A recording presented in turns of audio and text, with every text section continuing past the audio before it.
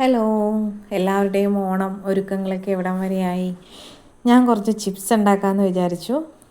ഞാൻ എൻ്റെ വീട്ടിലാണ്, തുറവൂരാണ്.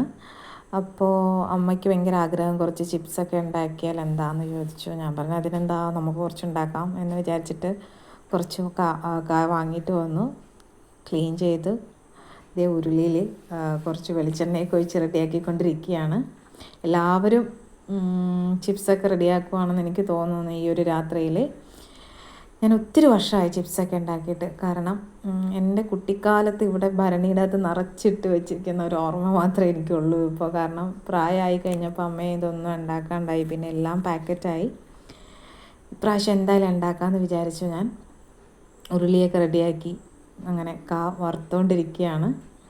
എനിക്ക് ഈ ഒരു കട്ട് ചെയ്യുന്ന ഈ ഒരു സാധനം കിട്ടിയപ്പോൾ ഇത്രയും സ്പീഡിൽ ചിപ്സ് ഉണ്ടാക്കി കഴിയാൻ പറ്റുമെന്ന് മനസ്സിലായത്.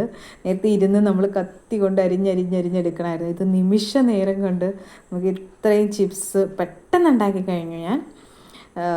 കാരണം അരിയുക എന്നുള്ളതാണ് ഇതിൻ്റെ ഏറ്റവും വലിയ പ്രോസസ്സ്. ഇത് കണ്ടോ, കുറച്ച് ഓയിലൊക്കെ പോകാൻ വേണ്ടി ഞാൻ കുറച്ച് പേപ്പറൊക്കെ ഇട്ട് ഓയിലൊക്കെ കളയാൻ വേണ്ടി കൊട്ടയിൽ വെച്ചിരിക്കുകയാണ്. തണുത്തതിന് ശേഷം ഞാൻ കുറച്ച് പാത്രത്തിലാക്കി വെച്ചു. എന്തായാലും എല്ലാവർക്കും നല്ലൊരു ഓണം നേരുകയാണ്.